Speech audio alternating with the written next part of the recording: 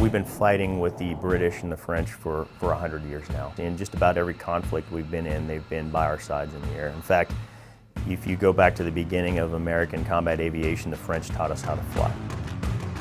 The relationships, they run deep, and they've run deep for many years between our nations, and particularly between these units. In fact, a number of the engineers already knew their counterparts here in the USAF by the time they came off the aircraft.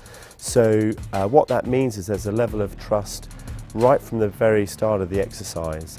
Atlantic Trident is actually the second in a series of trilateral exercises between the United States, the UK, and France, where we bring together the frontline fighters of those countries.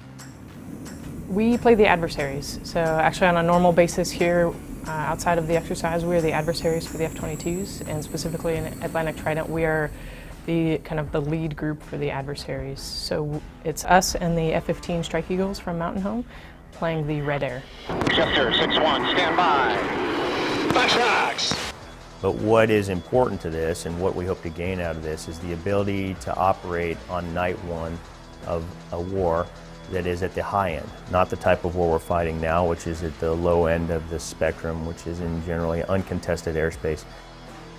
What I expect out of our young pilots in the F-22 is more than just operating their machine or a group of F-22s.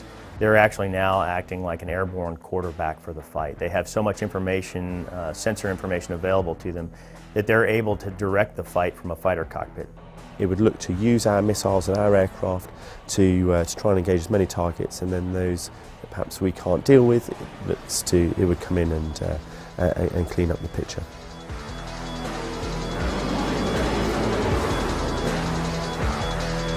We tend to focus on the machines. We tend to focus on the fact that the F-22 is a superior airplane, or the F-35 is a superior airplane, or the Typhoon performs better in this particular environment.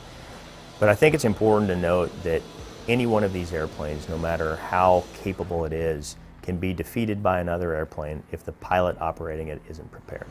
We're here, we're learning each other's tactics, we're learning how to, what we call fighter integration, so we're learning how to fight together.